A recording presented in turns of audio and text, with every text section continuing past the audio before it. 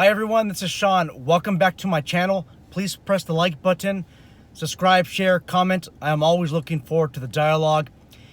In today's video, we are going to be talking about the horrors of working security or just working in a behavioral health unit in general. So let's talk about my experience. I have about 2 years experience working security at a hospital, and this particular hospital had an inpatient and an outpatient unit. The inpatient unit was an involuntary unit. Basically, you were placed in there because of a court order, because you were on a 5150 hold in California. 5150 is the Welfare and Institution Code for involuntary custody of somebody who's a danger to themselves or others, or they're gravely disabled. Sometimes after the 72-hour hold, a psychiatrist may deem that you are still a danger to yourself or other people, or you're still gravely disabled. They can hold you longer than 72 hours. In such case, they would put you at the facility that I'm talking about.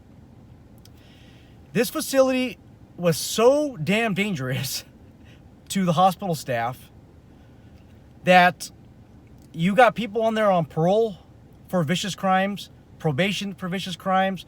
You have sex offenders in there. You have arson registrants, and just plain dangerous people from dangerous areas. You just don't mess around in the unit, you guys. The most vicious people were in this unit. In this unit, you have mental health workers, who are also known as sitters.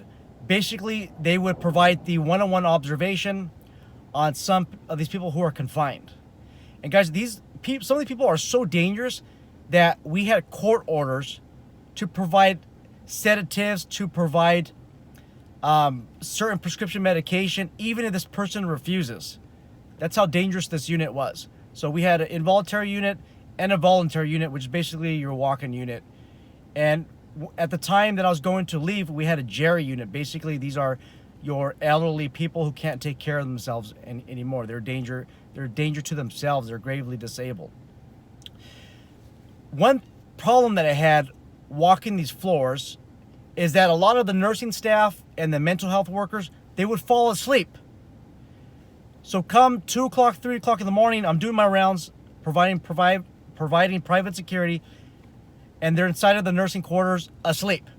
Then you have the sitters, or the behavioral health workers, sometimes the CNAs, who would be sitting on a chair outside of the rooms where they're supposed to provide one-on-one observation.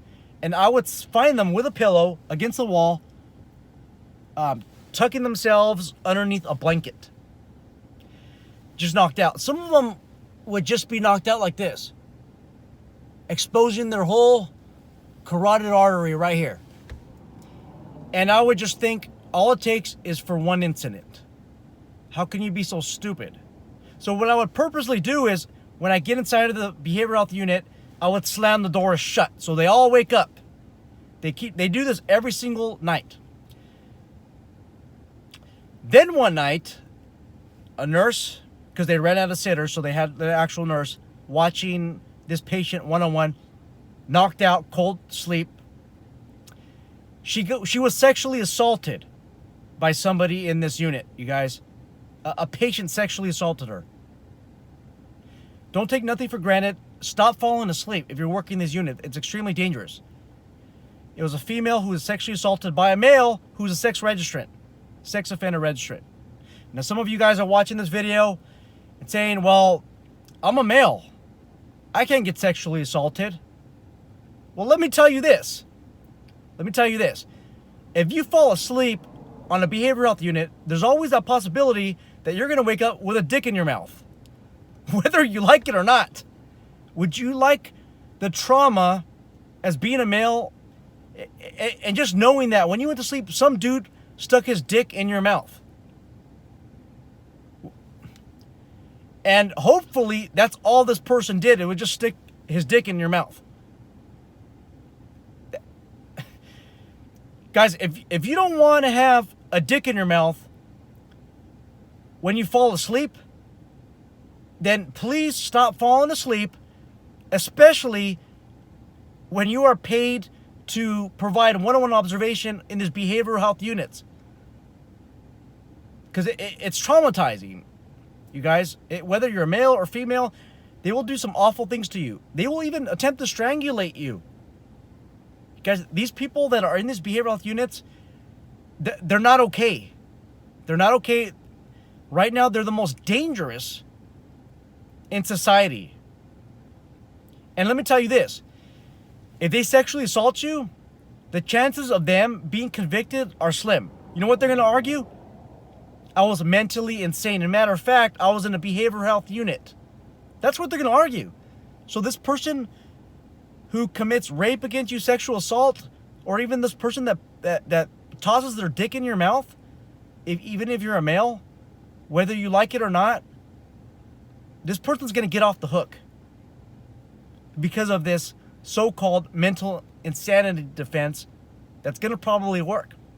Let me know what your thoughts are. I have a lot of people on the channel that work hospital security, or they work in a behavioral health unit. I want to know, what are some worst things that you've seen in this unit? If you have a channel, if you have your own channel, I definitely would like to see a video. And I know that there's some HIPAA violations. You could generalize if you feel more comfortable, but I want to hear from you guys. If not, at least in the comment section below. If you are not assigned to a behavioral health unit, I want to know, what are your fears? Okay, what are your fears? And also, guys, if you guys could do me a huge favor, if you have a security company or you're private security and you have photographs of yourself or other officers, of even your security patrol cars, I'm sick and tired of providing pictures of Securitas and Allied Universal personnel on my videos. I just want people in maybe that work for other security agencies to be featured on my channel. I want to throw you guys in a positive light. We need to make security great again. You guys all take care, and I'm looking for a dialogue. Take care.